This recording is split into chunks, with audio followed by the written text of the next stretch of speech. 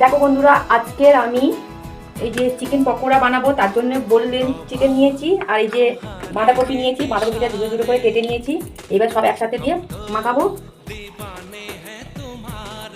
রেখে সব কুচিয়ে নিয়ে রেখে দিয়েছি। ধনে পাতা কুচি, পুদিনা পাতা কুচি, কাঁচা লঙ্কা, পেঁয়াজ কুচি। এবারে সবগুলো দিয়ে দিচ্ছি।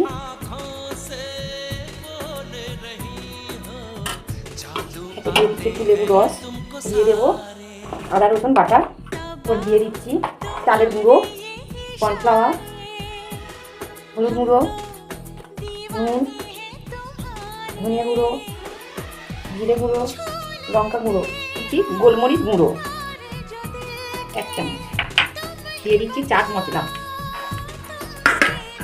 ডিম। এবার সবগুলো একসাথে ভালো করে মাখিয়ে নেব। সবগুলো ভালো করে মাখিয়ে নিয়েছি। তেলটা গরম করতে দিয়েছিলাম, তেল গরম হয়ে গেছে।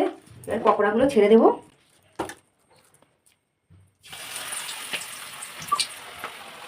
একটি ভাজা হয়ে গেছে, এবারে উল্টে দিচ্ছি।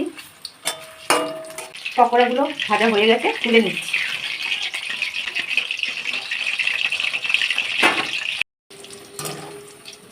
সব পকোড়াগুলো ভাজা হয়ে গেছে, এবারে তুলে নিচ্ছি। এই দেখো বন্ধুরা, কত সুন্দর হয়েছে। বন্ধুরা, তোমাদেরকে একটা ভেঙে দেখাচ্ছি, দেখো কত সুন্দর হয়েছে।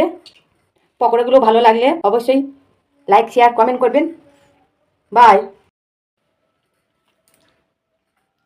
বন্ধুরা, আমি একটা পকোড়া খেয়ে তোমাদেরকে বলছি কেমন হয়েছে।